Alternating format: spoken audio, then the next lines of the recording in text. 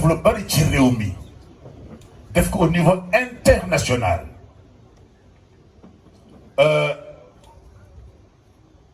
ñu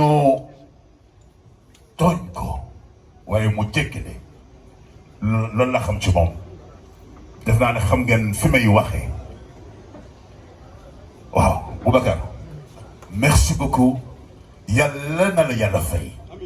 waaw te nuy Sidaat nga xamante ni mooy jël émission bi en direct sur la RFM jërëjëf Sidaat Boubacar je donne la parole. ma leen di ñaan ngeen tàccu le grand frère un grand une référence Pape Faye ndax bés bi ñu tàmbalee rajo ñetti jéego la ñu teg. Nous avons posé 3 actes. Le premier, c'était de le voir lui, Pape Faye, moi et Jules Junior, pour lui demander des conseils. Et je m'en rappelle, il avait dit, ne mettez jamais de la tristesse à la radio. Le deuxième acte, c'était d'aller voir le grand Michael Souma, ici présent, à Dakar FM. Et nous avons été mis en rapport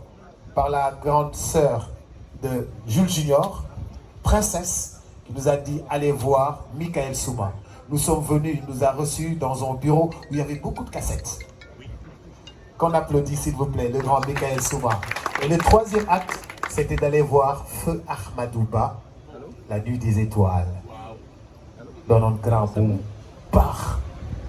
Grand boo xam ne bi ñu toogee ak moom bi ñu waxtaanee ak moom ñoom ñett bi ñu tegee ci yoon 6 mois la ñu def ñu jël paie à la rajo.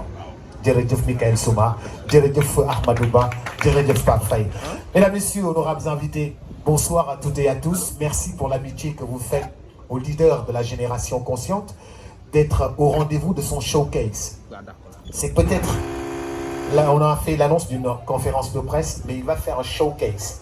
Il va jouer les titres en playback, permettre à chacun de prendre la température de l'album de Pape Diouf. Et c'est une des plus belles histoires de la musique sénégalaise. Il était une fois le grand Lamine Faye du Lenzo Diamono qui est venu à la radio et nous a présenté Pape Diouf en compagnie de Ami Mbengue et avec un album qui s'appelait Cocorico. Ami Mbengue, Pape Diouf et lui, Lamine Faye, étaient dans le studio et je faisais l'interview. Depuis, il n'a pas arrêté de nous surprendre. Et il a toujours revendiqué ses origines, sa piquinité. Aujourd'hui, ce qui fait notre force, c'est de là où on vient. On vient de la banlieue et on n'a pas peur de s'affirmer. Dans le temps, on n'avait pas le droit, on avait toujours peur de dire qu'on habitait Pikine, qu'on habitait Guédiawaye, qu'on habitait Yeumbeul, et vous l'incarnez merveilleusement bien aujourd'hui. Et en 2005, il est allé en studio avec un producteur nommé Ibou Nour. Il a enregistré un album qui s'appelait Partira en 2005. On n'était pas satisfait. Moi, en tout cas, je n'étais pas satisfait. Je dis pas, je ne suis pas satisfait. J'ai dit à Pape Bokar Diouf, je ne suis pas satisfait. On est retourné encore en studio. Ce qui a donné le Conte partira. C'était tout simplement magnifique. Loolu dama lay wan ni daf ñu déggal ñun animateurs yi daf ñu jox cër mu tegal la album buy génn nga ne ko man lii doyuma mu delluwaat toggaat ko ba mu ñor kon jox nañu cër. bu jox nañu cër jox nañu respect à tous les animateurs. En 2013 mu indi jot na. En 2014 mu daal di indi rakkaaju. Assane Balaxal Ngewel wala boog Assane yaa ngi fi ana Assane waaw tàccu leen ma Assane moo balax loolu ah Bakane Seck yaa ngi fi yaa ko seede du dëgg 2018 mu indi Enjoy ba noppi nag daal di am ouverture ci li nga xam ne moom moo di international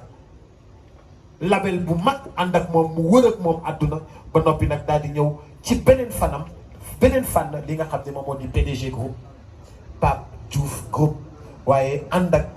Matar Subatel ànd ak le label Subatel pour qui j'ai beaucoup de respect parce que aujourd'hui nous sommes en manque de producteurs. On n'a personne pour guider ces artistes. On n'a personne pour les accompagner. On n'a personne pour les soutenir. On n'a pas quelqu'un qui est derrière, comme était dans le temps Talla Diagne derrière les autres artistes, cantine B224 à Sandaga, qu'on ne voit plus, à qui aussi on rend hommage. Nous tâchons tout à la Diane pour toute son œuvre dans la musique. Et là, il y a Studio 2000 pour toute son œuvre dans la musique. Pape, nous sommes pour déglu là. Dama bëggoon wax sa loolu rek waaye dañoo bëgg nga dugg dans le vif du sujet boo nuyoo ba noppi dugg boo dóoree ñetti morceau gars yi laaj question nga dóoraat ñetti morceau gars yi laaj question affaire bi neex ba pare parce que télévision yi site yëpp dañ ko bëgg a génnee tàccu leen ko mu dem waay. merci Boubacar. connaissance am moo tax mu def ko loolu yëpp mbaaxam a tax mu def ko parce que ñun dàpp ñu ko way de damay wax ni Pape lu mu am rek damay wax tout chance mérite la ndax xale la boo xamante ni ku am jom la ku am ngor la keroog ba muy takk jabar daf maa woo ne ma grand tey lay takk jabar ma dem fa j'étais le seul musicien bu ñëw ci takk gi keroog bu ñuy paree papam daf ko ne téyel ma kii xaw ma lan la mais kii fàllu mi na nga ko téye fonk ko Pape il m'a jamais lâché 2003 ba léegi man 20 ans moo ngi ànd ak man lu muy def dana ma woo ne ma grand déglul ma wax ko ci sama xalaat loolu yàgg na ko def ay at ba ren mu woo ma studio comme ni mu ko waxee tout à l'heure ma ñëw assister toog di fa toog ak moom ba 4 heures du matin def naa ko 2 fois ou 3 fois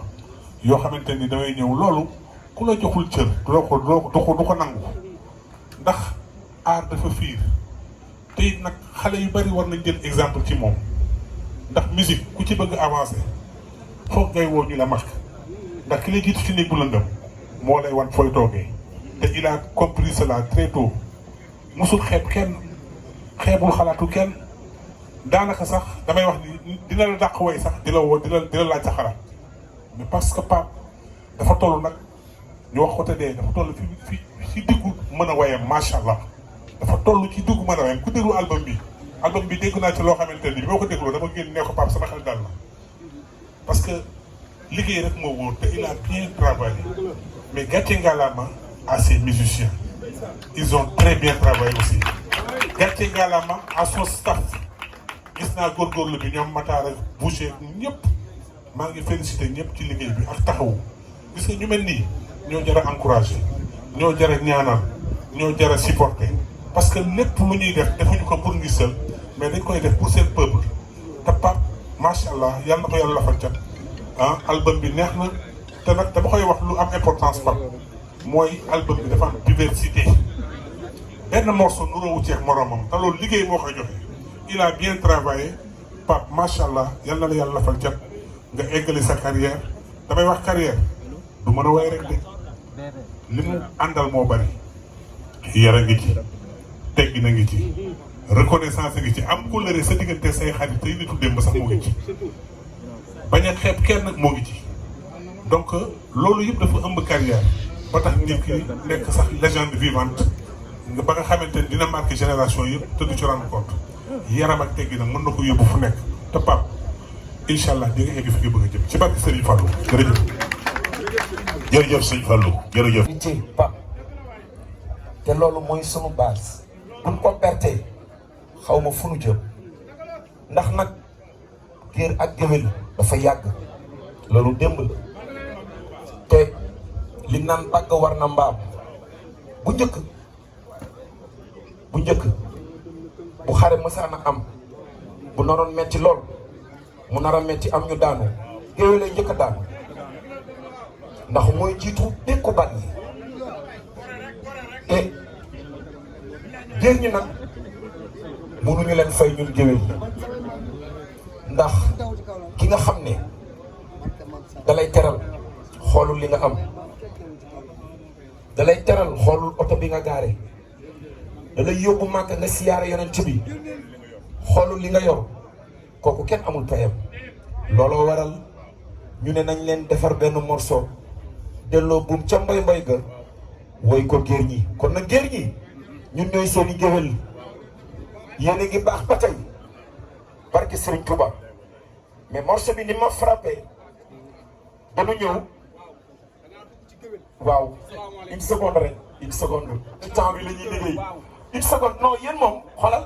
di ngeen wax ba doyal dama bëgg a présenter album bi gars yi kontaan danaa leen may 5 minutes boo xam ne vous allez déconner. Fallou ñëw studio ma woo ko ma ne ko grand kay déglu kii lu may def si àdduna balaa nit ñi di ko dégg dama koy jël li envoyé ko As Ndiaye jëkkëru maam xujje sama xarit sama doomu ndey maa ngi lay nuyu bu baax boobu kii mooy SG bu Aprosi kilifa la waaye dafa bàyyi lépp moom tamit teew merci beaucoup Fallou ñëw studio ñu koy déglu mu ne non li ngeen def baax na parce que album bu ngeen koy def da ngeen di woo ñi nga xam ne seen nopp dafa maanaam bokkuñu ci projet bi mais bi mu dégloo répertoire bi dafa ne man de maa ngi ci géer grand bu am expérience bi ñu ne kon nag gars yi bi ñu waxtaanee ba kan Souleymane Diop le chef d'orchestre ñu ay kilifa ñuy ay kilifa gis na grand album bi génération consciente laa ko dijji ndax su ma continuer sax je vais pleurer waaw gars yi dañu liggéey vraiment waaye nag comme que temps bi daf ñuy xoj ñu dem let's go.